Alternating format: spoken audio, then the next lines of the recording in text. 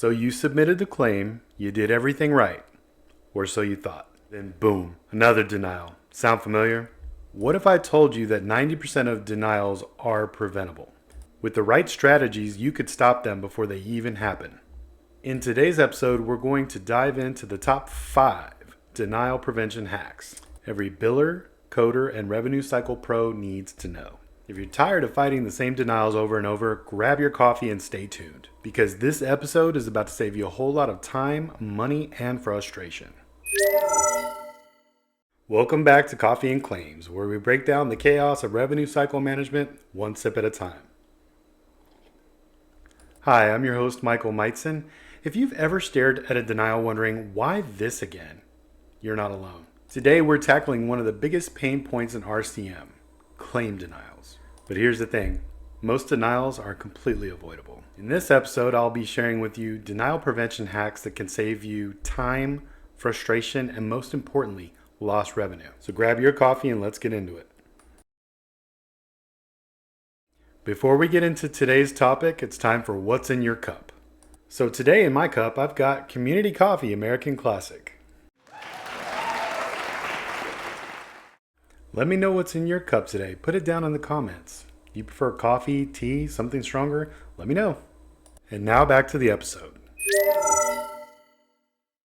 Alright, let's talk denials. Did you know that the average denial rate in healthcare hovers between 5 and 10%? And for some organizations, it's even higher. But here's the kicker. 90% of all denials are avoidable if you have the right processes in place. Denials aren't just frustrating, they're expensive. Reworking a denied claim can cost between $25 and $118 per claim. Multiply that by hundreds or thousands of claims. You're looking at a serious revenue drain. So how do we stop denials before they happen? Let's break it down. Here are 5 simple denial hacks to cut down on denials and keep your revenue flowing. Verify eligibility and benefits up front. Sounds basic, but you'd be surprised how many denials stem from inaccurate or missing coverage information. Use payer portals like Availity or Waystar to confirm coverage and eligibility before the patient even walks through your doors. Authorization is non-negotiable. No authorization denials are a killer. Make sure any pre-authorizations are documented and linked to the claim. So here's another pro tip. Double check your authorized codes to make sure they match the codes you're billing out. Otherwise, your claim is going to come right back as a denial. Double check coding and modifiers. Upcoding, undercoding, missing modifiers, all these things can trigger automatic rejections. Claim scrubbing tools driven by AI can catch errors before claim submission. Understanding payer-specific rules. Every payer has different policies and they change quite often. I suggest keeping a shared document or database to share with your team for all the payer requirements. Track and trend out your denials. If you don't track denials, it's going to be very difficult to locate the root cause and try to fix that problem. You can utilize your denial reports to identify any patterns. Are there certain CPT codes or specific payers that are causing all these issues?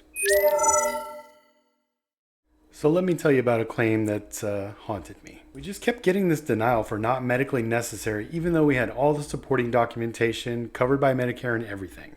As it turns out, this payer quietly updated their policies and required a whole different set of supporting documentation.